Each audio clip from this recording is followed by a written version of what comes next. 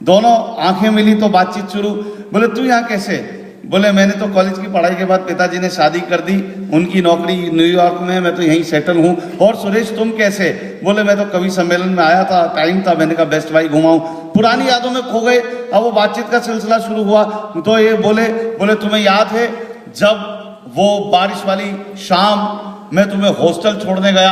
हाँ सुरेश मुझे याद है, तुम मुझे हॉस्टल छोड़ने गए, तुम मुझे छाता लेकर हॉस्टल तक छोड़ने गए, मुझे अच्छी तरह याद है। तुम कुछ कहना चाहते थे उस दिन। ये बोले रहने दे, अब तेरी भी शादी हो गई, मेरी भी हो गई,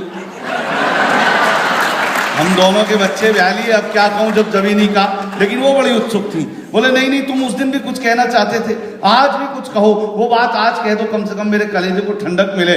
बोले देख मैं उस दिन तुझसे यही कहना चाहता था कि हॉस्टल के गेट पर जाके मेरा छाता वापस कर दे, मेरे पिताजी का।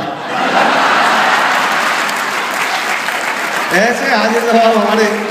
अच्छा पिछले दिनों हम ट्रेन में सफर कर रहे थे, थके हुए थे, नींद में जैसे आज है, लेकिन क्या करें आपकी तालियां ऊर्जा देती हैं तो नींद में भी हम कविताएं पढ़ते हैं। ये समझ लीजिए जेट लैग में कविता पढ़ रहे हैं। हम आ रहे थे ट्रेन में, सोने की तैयारी कर रहे थे डॉक्टर सुरेश अवस्थी, लेकिन सो नहीं पाए क्योंकि कुछ लड़कियां आपस में बात कर रही थी अपने कैरियर को लेके।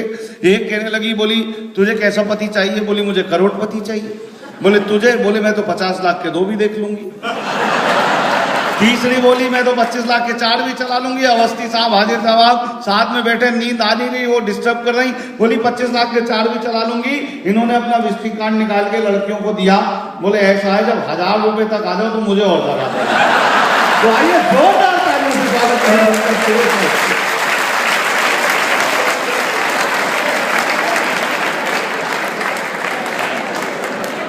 बहुत बढ़िया भाई दीपक गुप्ता जी, धन्यवाद। आपने मुझे जिस अंतर्राष्ट्रीय सम्मान के साथ बुलाया है, मैं अपने आप पे बड़ा गर्व महसूस कर रहा हूँ। वो 1000 तक की सीमा में आ जाए। जो आदमी अपने आप को 10 का नोट समझता हो, अब आप समझ सकते हो इनके घर में क्या स्थिति हो सकती है। माल वाली घटना भी बिल्कुल सही है। अभी वो हमारी छात्रा की बात चली गई थी, तो वो जो महिला मुझे मिली थी उसका एक छोटा सा बच्चा खड़ा था बगल में। तब तक ये दूसरी